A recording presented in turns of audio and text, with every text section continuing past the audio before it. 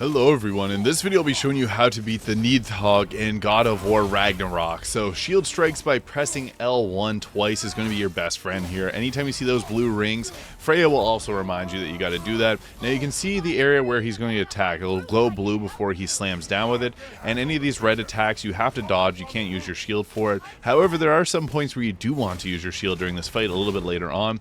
So there for the claw attacks, you can use your shield. You can also parry it like I showed off there, so that is nice. I am using the bigger shield, which isn't as good for parrying, but again, those red ones you do have to dodge roll, and then blue you're going to use your shield for the parry. So yeah, this fight can be pretty challenging because it hits quite hard, and then there's a couple scripted points where Freya is going to attack it and then it goes into a different phase here. So for this second phase he's going to climb up. You actually have to throw your axe at him a couple times and also use Freya's magic arrows by pressing square to be able to deal a little extra damage there.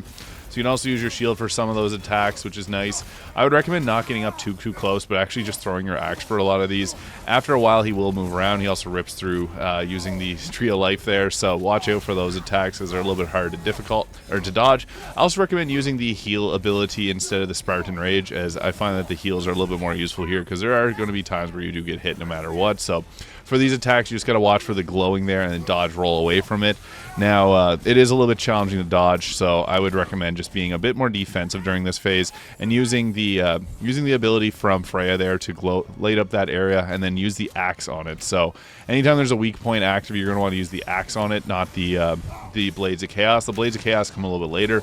So you saw there we hit him with the axe, now it knocked him down. You can get some extra damage in here, so it's a nice sprint attack whenever he's catching his breath there. It'll also drop health, so this is a nice spot. If you need a heal, you can grab that. So then again, a bit later on with this, you can use your shield again. He'll come down on the ground and you're just going to have to beat on him here. For this part, I find it was great to have the Chaos Blades, but it's nice to switch between them. So you can see there I brought out the axe, because if you have the upgrade that allows you to deal more damage when they're burning with the axe, you're going to deal more damage overall. So this is a point where you want to be, again, focusing on the dodging. I didn't really get this part down very well, but you're going to see the glowing areas, and it's going to do it in batches of 3. So I was using the axe here, but you can see on the tree there's the red cap mushroom, so you actually want to use Freya's ability to amplify that like that. So use the Blades Ignite, you'll get a little tooltip that pops up if you didn't do it correctly, and then boom, you're going to do that, and it'll burn the Nidhogg there, and then you're just going to run over and start attacking it again. So kind of similar. It will get down like this, so I have burn on it, so I brought out the axe. Just be paying attention to if you got cold or fire damage on the Nidhogg, because then you can bring out the opposite weapon to deal a little bit extra damage. And be mindful, it will drop a bunch of heals on the ground. You do want to bring your shield out and double tap L1 again anytime that you see those blue rings. It's quite generous with the timing for it, so that's one of the nice things. Also going with the charge attacks is pretty good, but again, you're going to see the area. Anytime you see blue glowing, that's not the blue rings, it's best to be dodge rolling away from it, and anytime you see those yellow rings too, it's also pretty decent to just go ahead with it. And then eventually you're going to get hit with this prompt here, and then it's going to bring us to the final phase of the fight. So during this last phase, it's actually important to use your shield for certain parts, because you can actually block it whenever he's going to be shooting rocks at you.